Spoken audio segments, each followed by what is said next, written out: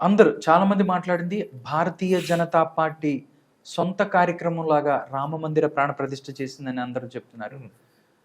Sir, ఒకటే రామ మందిర నిర్మాణం అనేది భారతీయులందరూ సంబంధించింది. కానీ కొంతమంది ముస్లిమ్స్ ఎవరైతే ఉన్నారో, రెస్పెక్ట్ ఉన్న ముస్లిమ్స్, ఇప్పుడు మీ దగ్గరికి ఒక కేసు వచ్చింది, నేను ఇంకొక అతను వచ్చాము, మా ప్రాబ్లం ఇది అన్నప్పుడు ఇద్దరికీ సమన్యాయం చేయాలి. కానీ మీది తప్పు, మీరు పక్కకి వెళ్ళిపోండి, నువ్వే కరెక్ట్, వెళ్ళిపో అని, అంటే రామ మందిర్కి సంబంధించి కోర్టు అవ్వచ్చు, లేకపోతే ఇది అవ్వచ్చు, వన్ సైడెడ్గా ఇచ్చారు అనేది ఒక టాక్ నడుస్తుంది. దీని మీద ఫిరోజ్ ఖాన్ ఏం చెప్పారు? ఇది rarest of the rare case. And courts కూడా విట్నెస్ చూడకుండా ఆస్థా మీద ఇచ్చినారు. Majority ever Hindus. రామ్ ఎక్కడ పుట్టినాడు? అయోధ్య. సో ఎప్పుడు సుప్రీం కోర్ట్ ప్రతిదీ బుక్ చూసి ఆర్డర్ ఇయ్యదు, సిచ్యువేషన్ చూసి ఆర్డర్ ఇస్తుంది.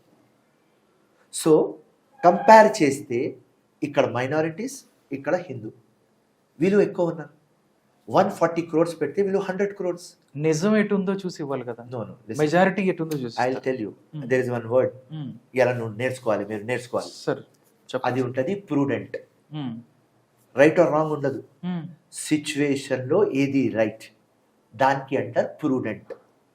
ఆ ప్రూడెంట్ కి సుప్రీంకోర్టు యూజ్ చేసింది. ఓకే. అండ్ నా లెక్కలో కరెక్ట్ చేసింది. రైట్. అండ్ మస్జిద్ కి కూడా జగా ఇచ్చింది. ఓవర్. ఓకే. ఇప్పుడు ఏమైనా పోయి మక్కా మదీనాలో ఇక్కడ కాదు అక్కడ పెట్టుమంటే కుదరదు. కరెక్టే. వాటికన్ సిటీ ఇక్కడ పెట్టు కుదరదు, రామ్ మందిర్ పక్క పెట్టు కుదరదు. ఆ సెన్స్ ఉండాలి. అండ్ మనం మైనారిటీ, ఓకే, మెజారిటీ మాతో బాగున్నారని మేము మైనారిటీ బతుకుతున్నాం. ఈ మాట మైండ్లో ఉండాలి. వాళ్ళ ఆస్థాకి రెస్పెక్ట్ చేసి, వాళ్ళ రామ్ అక్కడ పుట్టినాడు కదా, తీసుకో, ఆ ధైర్యం మనకు ఉండాలి. అది ఇస్లాం నేర్పించింది. ఎవర్ ఓనర్ వాడికి, అయోధ్యకి ఓనర్, ఇండియాకి ఓనర్ రామ్. ఇచ్చేయి, 100 మస్జిద్లు కట్టుకో. ఆ స్పాట్ ఇంకా ఎందుకు పట్టుకుంటున్నారు? 100 కోట్ల హిందువుల ఆస్థ అక్కడ ఉన్నది. వాళ్ళకు రెస్పెక్ట్ చేయి. వాళ్ళ హ్యాపీనెస్తో మన హ్యాపీనెస్ చూడు.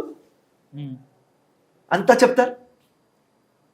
కాన్స్టిట్యూషన్ చదువుతారు, పెద్ద పెద్ద మాటలు మాట్లాడతారు, మానత్వం అంటారు, ప్రేమ అంటారు, అనేక్తాలో ఏక్తా, ఎంత పెద్ద పెద్ద మాటలు మాట్లాడతారు. So personal Firoz Khan, supreme court whatever order given, prudent order. 100 కోట్ల హిందుస్థాన్ ఆస్థాకి వాడు సెలెక్ట్ చేసినారు. దానికోసం రామియాలా ఎలెక్ట్ అయిపోయారు. Okay. So I am totally in that. Okay sir. Congress పార్టీని కూడా అవమానించింది బీజేపీ. కాంగ్రెస్ పార్టీ అక్కడికి రాలేదు అనేది కూడా బీజేపీ చేస్తుంది. కాంగ్రెస్ పార్టీ ముస్లిమ్స్ ఓట్ల కోసమే వస్తే వాళ్ళ ఓట్లు పోతాయని రాలేదనేది కొంతమంది. మళ్ళీ బీజేపీది ప్రాబ్లం, ఎంఐఎంది ప్రాబ్లం ఇదే వెళ్తూ ప్రతిదానికి మతానికి ముడిపెట్టి దీనికే డివైడ్ అండ్ రూల్, మళ్ళీ divide and rule. Congress party United lead అంతే. ఇప్పుడు నేను ఫిరోజ్ ఖాన్ ఇప్పుడు నీకు చెప్పిన రైట్ కరెక్ట్ ఆస్థాలో ఇచ్చిన కరెక్ట్ ఉన్నది అంటే, ఇప్పుడు ఈ అమ్మాయి మీ ఇంటర్వ్యూ చూసుకొని మొదలు పెడతారు. అమ్మాయి వినండి, స్టార్ట్ చేస్తారు. చూడు వీడు కరెక్ట్ అన్నాడు, మందిర్ కరెక్ట్ అన్నాడు అని స్టార్ట్ చేస్తారు. కానీ నాకు ఏం ఫరం కాదు, ఏది వాస్తవం నేను చెప్తా, దట్స్ ఆల్. సో ముస్లిం ఓట్లు దొరకవు అని ఎందుకు కాంగ్రెస్ రాదు అమ్మా? నరేంద్ర మోదీ ఈవెంట్లో రావద్దు అని మేము రాలేదు. ఓకే. రేపు కాంగ్రెస్ వాళ్ళు అందరు పోతారు రామ్ మందిర్. ఎవరి ఇంట్లో రామ్ మందిర్ లేదు? ఎవరి ఓకే, ప్రతి ఒక్కరి ఇంట్లో రాముడు ఉన్నాడు. ఎవరి గుండెలో రామ్ లేదు నాకు చెప్పు? ఎవరి భాషలో రామ్ లేదు నాకు చెప్పు?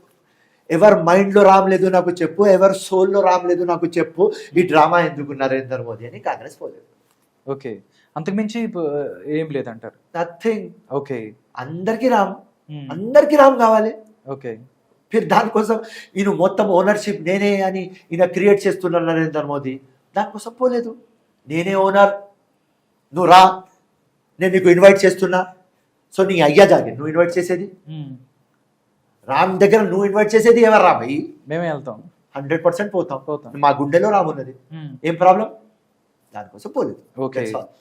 సార్, మన తెలంగాణ స్టేట్స్కి వస్తే రేవంత్ రెడ్డి గారు అంటే క్యాబినెట్ తీసుకున్న కొన్ని నిర్ణయాలు, ఏదైతే మొన్న రేవంత్ రెడ్డి గారు మాట్లాడుతూ కృష్ణా డవర్ మేనేజ్మెంట్ బోర్డుకి సంబంధించి వాటర్ అంటే టీఆర్ఎస్ మీ మీద ఎలిగేషన్ చేస్తుంది, రేవంత్ రెడ్డి ఆంధ్రాకి మొత్తం దోచిపెడుతున్నాడు, వాటర్ పంపించేశాడు.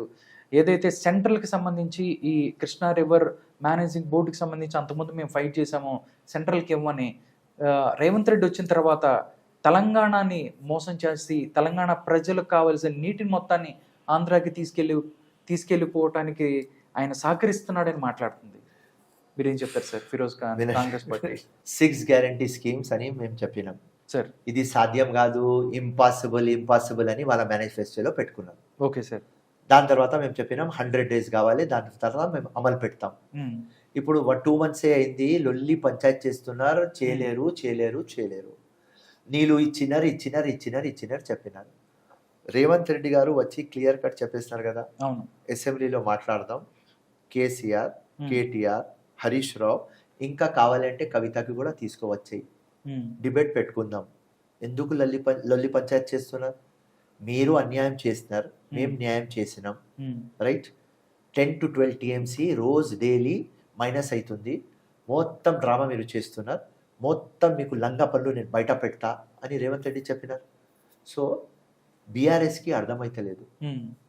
సో వాళ్ళు నెక్స్ట్ ఎంపీ ఎలక్షన్లో పీక్తారు. వాళ్ళ సర్వే ప్రకారం వాళ్ళకు 2 MPs వస్తున్నాయి, మొత్తం 17 ఎంపీల్లో 2 వస్తున్నాయి. అండ్ వీళ్ళు ఏమనుకుంటున్నారంటే కాంగ్రెస్ పార్టీ ఎంపీ ఎలక్షన్ తర్వాత వీక్ అవుతుంది, okay, Congress party MP election తర్వాత ఇంకా స్ట్రాంగ్ అవుతుంది.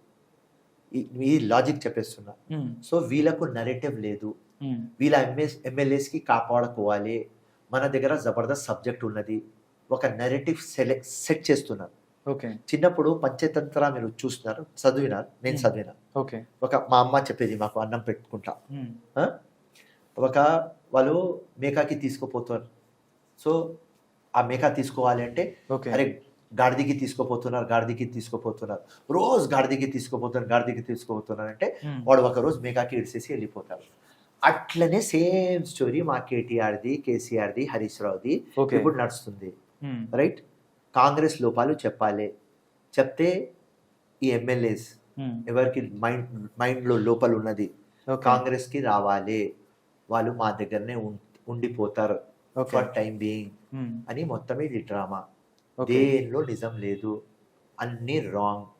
డిబేట్కి రావాలి అంటే రేవంత్ రెడ్డి చాలా దూరం, ఫిరోజ్ ఖాన్తో డిబేట్ పెట్టుకో, సరిపోద్ది 100%.